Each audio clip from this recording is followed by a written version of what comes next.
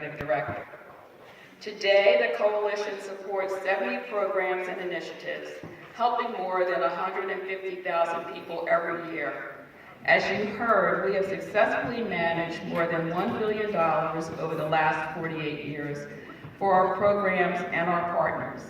But what is most important is that we have remained committed to our original mission: eliminate poverty and discrimination, give a voice to citizens so that their only outlet is not civic unrest, and secure human and civil rights. Some of our signature programs include the annual King Day of Service, which is taking place today, where more than 150,000 volunteers are participating in over 1,800 community projects throughout the Philadelphia region. We are the largest provider of summer jobs for youth, placing more than 1,600 teens in summer jobs. We have the largest Thanksgiving basket program, and again, thanks to my church, Salem Baptist Church, for partnering with us, connecting more than 100 community-based organizations to 2,000 families in need. Whether it's monitoring major construction projects to ensure minority opportunities for jobs and contracts, like the Comcast Innovation Center, or supporting mentoring programs for youth, which Senator Haywood and I are currently discussing, or advocating for those whose voices may not be heard, UAC is a home for nonprofits and nonprofit initiatives that we believe Dr. King and our founders would support. When I was in elementary school in the 1950s, one of the subjects I enjoyed least was history. Maybe it was because it seemed so far away or so long ago. Yes, I think I might have known that it was important to know that George Washington was our first president, or that Christopher Columbus traveled from Spain with 3 ships to the shores of the Americas to, quote, discover it, or that there was a Boston Tea Party and a revolution that separated us from Great Britain, and that Abraham Lincoln ended the Civil War and freed the slaves and reunited America. Maybe it was because the stories did not include the people that looked like me, or the places where I lived, like North Philadelphia and West Philadelphia. They did not include stories about famous housemaids, colored house painters, or even Negro ministers. However, this started to change for me with the election of John Kennedy in 1960. Adults in my community seemed to be excited about his election. His picture started to appear in many Black households, our new president. I heard adults saying that this president liked and supported the Negroes, the colored people, what today we call Black people or African Americans. Maybe things would not be as hard for us, whatever that meant to an 11-year-old. On November 22nd, 1963, after bidding my friends goodbye at Shaw Junior High School, my sister Deborah and I were walking to the PTC, today known as SEPTA, and a woman ran out of her house screaming and crying, "They shot the president!" They shot President Kennedy.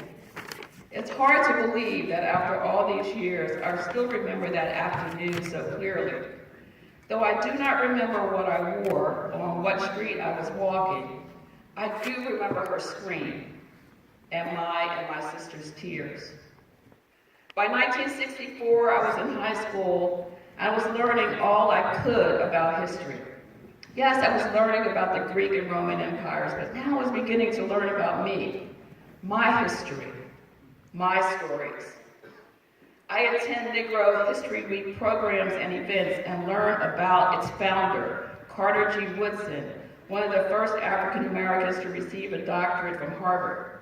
I begin to learn more and better understand the civil rights movement and its young leader, the Reverend Dr. Martin Luther King Jr. I read stories about my world through the eyes of authors James Baldwin and Richard Wright. In the fall of 1967, my first year in college, I see history being made by former students and friends in Philadelphia. On November 17, 1967, 3,500 high school students, both public and parochial, walked out of their classes and assembled in front of the Philadelphia Board of Education building demanding, among other things, equal treatment, an end to police brutality, and Black history classes.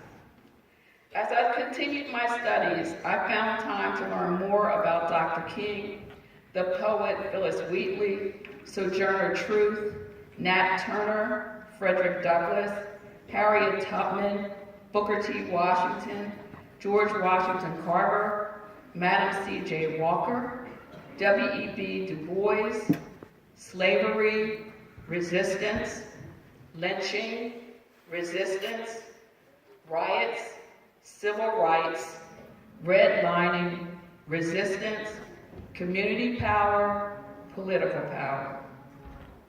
On April 4th, 1968, I was sitting in the lounge of my dorm when the program on the TV was interrupted to announce that Dr. King had been shot. Oh no, this can't be true. Not the leader of the nonviolence movement, our Prince of Peace, our fighter for equality and equity, our hope, our keeper of the dream. That one day, he said, my 4 children will live in a nation where they will not be judged by the color of their skin, but by the content of their character. That one day, little Black boys and Black girls will be able to join hands with little white boys and white girls as sisters and brothers. That one day, we will overcome. April 4th, 1968, the day our King of Peace and Love and Action died. On the evening of April 4th, 1968, a teen music sensation, Stevie Wonder, was dozing off in the back of a car on his way home to Detroit from the Michigan School for the Blind when the news came across the radio that Dr. Martin Luther King had been assassinated in Memphis. His driver quickly turned off the radio, and they drove on in silence and shock, tears streaming down Stevie Wonder's face. 5 days later, Stevie Wonder flew to Atlanta for Dr. King's funeral. He was joined by a long list of entertainers, politicians, and pastors. Wonder was still in shock.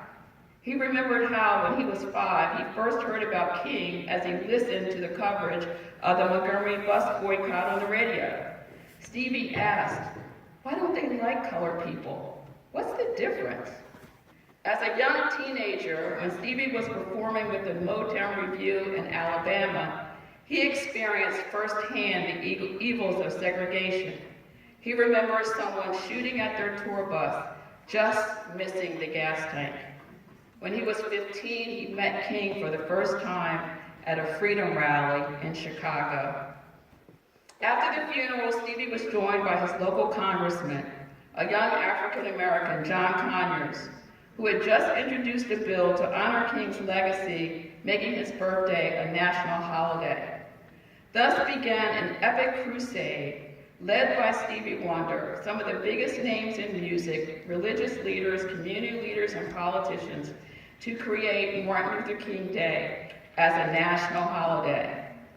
Congressman Conyers introduced the bill every year, and Stevie Wonder led rallies from coast to coast, galvanizing millions of Americans with his passion and integrity. But the effort was not only kept alive by Stevie Wonder and other activists. By the end of the 70s, the dream was also kept alive by labor unions, who viewed King as a working-class hero. After all, he died the day after meeting with and supporting the striking sanitation workers in Memphis, Tennessee. A small group of General Motors auto workers refused to work on King's birthday in 1969, and thousands of hospital workers in New York City went on strike until managers agreed to a paid holiday on Dr. King's birthday. By 1973, some of the country's largest unions, including AFSCME and United Auto Workers, made the paid holiday a regular demand in their contract negotiations. Finally, in 1979, President Jimmy Carter, who'd been elected with the support of unions, endorsed the bill to create the holiday, but Congress refused to budge. led by conservative U.S. Senator Jesse Helms of North Carolina, who denounced King as a lawbreaker and un-American. The situation looked bleak. Stevie kept in touch with Coretta Scott King and regularly performed at rallies to push for the holiday. He told a cheering crowd in Atlanta in the summer of 1979, 11 years after Dr. King's death, "We cannot celebrate a man who died for love. Then how can we say we believe in it? It's up to me and you." Though he was going to sing the traditional birthday song on an album to promote the King holiday effort, he ingeniously created what musicians call a new hook and included the sound on his new album, Hotter Than July. The record sleeve design featured a large photograph of Dr. King with a passage urging fans to support the holiday bill. That August, Stevie Wonder appeared with Barbara Walters on the TV show 2020, viewed by millions of Americans, and played Happy Birthday on the keyboard, announcing that he would start a 4-month tour with the late Bob Marley. The tour arrived in Washington in 1981 as the city prepared for the presidential inauguration of Ronald Reagan. Though no one expected a great turnout, 100,000 people braved the cold on January 15th to rally for the birthday. Thousands came from Philadelphia. But despite the outpouring of support and millions of signatures gathered by Stevie and the broader community, President Reagan opposed the holiday, citing the cost of another national day off. Stevie came back the next January for another sold-out rally, and finally hearings resumed in 1982 and 1983. Coretta Scott King and Stevie Wonder gave moving testimony, and finally the politics in the political climate in the Senate changed. The moderates joined House members and agreed to support the holiday bill, and it passed the Senate 78-22, and President Reagan changed his mind and agreed to sign it. However, the holiday would not become official until January 1986. In the year 2000, 14 years after the official date, South Carolina became the last state to recognize the Martin Luther King Day as an official holiday. Stevie Wonder continues to celebrate the King birthday with frequent performances, and his iconic song is sung not only at King Day celebrations, but at just about every birthday party that I go to. This is why I now love history. George Santayana, a Spaniard, said in 1863, "Those who cannot remember the past are condemned to repeat it." And I understand those sentiments. We should always look to history to avoid making the same mistakes. Washington, are you listening? But besides avoiding mistakes, history challenges us, and I think more importantly, it can inspire us. Would we be sitting here today celebrating the life and ideals of Dr. King almost 50 years after his death if it were not for this national holiday?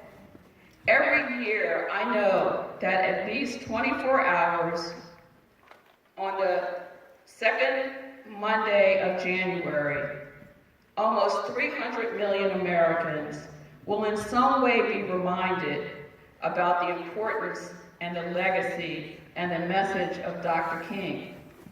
I believe that the holiday has kept Dr. King alive for many of us, not only for those who knew him and lived in his times, but as importantly for those born after 1968. Each year I learn something new. I hear another person's perspective.